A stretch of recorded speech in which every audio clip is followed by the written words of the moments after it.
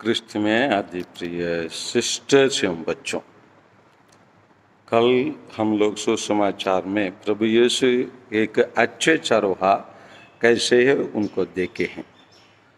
आज भी हम लोग पाठशाला का द्वार मैं हूँ बोल के प्रभु यीशु कहते हुए हम देखते हैं। कल का पाठ संत यूहन्ना के सुसमाचार वही अध्याय 10 बद संज्ञा 11 से 18 तक रहा, लेकिन आज का पाठ 1 से 10 तक है। इसमें हम लोग अच्छे चरवाहा कौन है और बुरे चरवाहा कौन है उसी के बारे में जानने के लिए हमें दिया गया है।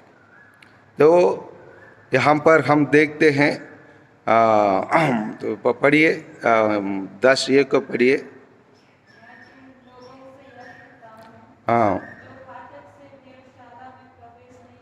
हाँ, जो फाटक से प्रवेश हम पाठशाला में प्रवेश नहीं करता, हाँ बस दूसरे रास्ते चढ़कर आता है और चोर और डाकू है। ये सच्चे। हम लोग ये मणिपुर में जो घटना हुआ, वो मणिपुर घटना में हम देखते हैं कि वहाँ राजनीतिक नेता लोग जाने से डरते हैं। क्यों डरते हैं? क्योंकि उन लोग चोर और डाकू हैं। और यहाँ पर 4 में हम देखते हैं कि क्या पढ़िए। अपनी भेड़ों को बाहर निकाल लाने के बाद वह उनके आगे आगे चलता है और वे उसके पीछे पीछे आते हैं। हाँ, वे उसके पीछे पीछे आते हैं क्योंकि वे उसकी आवाज पहचानते हैं। हाँ, क्योंकि वो उनके आवाज पहचानते हैं। कुछ लोग पूछे मणिपुर के लोग से, आप लोग तो ट्राइबल्स लोग हैं, जब आप लोग एक जमाने में नेता चुनते हैं तो उन लोग जितने लोगों के एक व्यक्ति मार डाला, उनके सिर को जिस व्यक्ति ज़्यादा रखता है वही उनका नेता बनते। सुने होंगे ना आप लोग? हाँ हाँ, उन लोग उनका नेता बनना। कैसे आप लोग क्यों प्रतिक्रिया क्यों नहीं किए? क्यों आप लोग इतना शांत हो गए? कैसे आप लोग रह सकते हैं? उन लोग जैसे यहाँ बताया गया ना, उन लोग मेरे आवाज़ को पहचानते हैं। उन लोग ईश्वर के आवाज़ को पहचाने, बाइबल की वाणी को उन लोग पहचाने। इसलिए उन लोग कहा, हम लोग के हाथ में पहले तलवार था, आज हम लोग के हाथ में बाइबल आ गया है, इसी कारण वंश हम लोग शांत है। अगर वही तलवार हमारे हाथ में पहले जैसे होता, कोई भी एक नेता यहाँ से बच के नहीं निकलता। क्योंकि इसीलिए कहा गया है, बेड़े मेरा आवाज को पहचानते हैं। उन लोग वास्तव में अच्छे चरवाहा को पहचान लिया। प्रभु यीशु उनके अच्छे चरवाहा है, इसीलिए उनके वाणी को उन लोग पहचान लिए, और इसीलिए आज तक उन लोग अपने हाथों में तलवार उठाने के लिए तैयार नहीं है, बाइबल उनके हाथ में आने के कारण।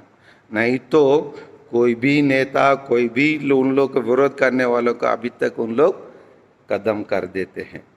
और भी हम लोग देखे हैं एसेकिएल का ग्रंथ अध्याय 34 8b को थोड़ा पढ़िए, जो हम लोग कल भी देखे थे, आज भी उसको देख लेते हैं। एसेकिएल चैप्टर 34 वर्स 8b, उसको थोड़ा पढ़िए। अब क्या हो गए? जो चरवाहा लोग हैं वो लोग क्या बन गए, क्या हो गए, उसको बताया जाता है। हाँ पढ़िए।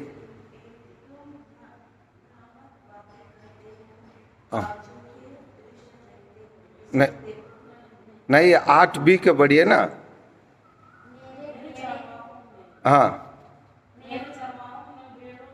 हाँ, मेरे चरवाहा मतलब अभी जो भी दुनिया में रहते हैं, उन लोग जो नेता के रूप में रहते हैं, उन लोग को नेता लोग वास्तव में चरवाहा होना चाहिए, सेवक होना चाहिए।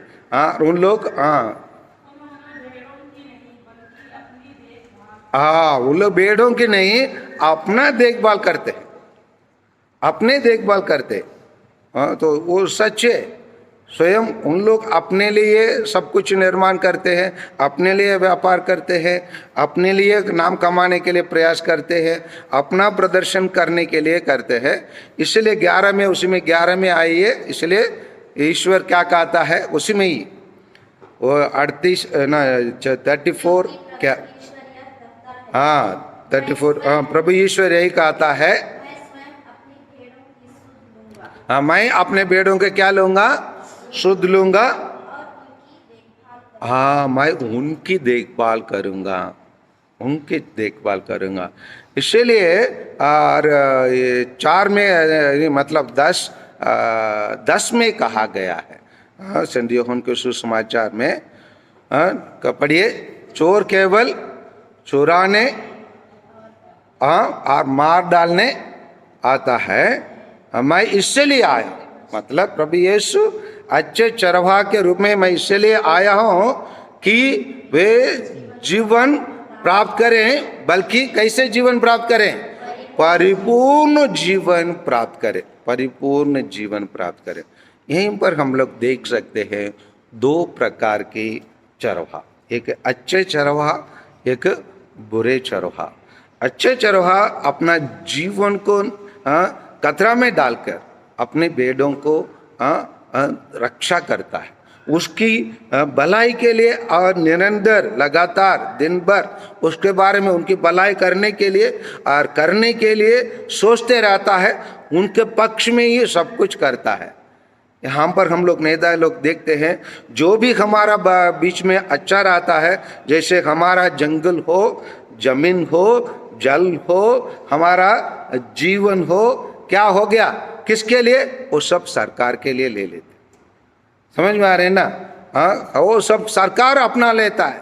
क्या कहते हैं, वो राइट टू प्रॉपर्टी निकाला गया, और आप जिएंगे तो देश के लिए जियो, और आप दे लिए जिएंगे तो सबके लिए, देश के लिए, देश के नाम से झूठा है। देश के लिए तो हम लोग करना चाहिए, लेकिन देश के नाम से हमको लूटते हैं। ये वास्तविक देशभक्ति नहीं है, ये लूट भक्ति है। और इसीलिए प्रभु यीशु क्या कहता है, उन लोग आते हैं तो चुराने के लिए और मार डालने के लिए आते हैं। और प्रभु यीशु यहाँ स्पष्ट कर देते हैं कि मैं आया हूँ कि वे जीवन प्राप्त करें, बल्कि कैसे जीवन, परिपूर्ण जीवन, इटर्नल लाइफ। आइए प्यारे भाइयों बहनों एवं बच्चों, हम हमारे प्रभु यीशु जो अपने आप को अच्छे चरवाहा के रूप में हम पाते हैं, उनको हम आभार रहें, उनके वचनों पर हम चले, उनके कहे हुए बातों को हम अपनाएं, ताकि हम परिपूर्ण जीवन प्राप्त कर सकें। आमीन।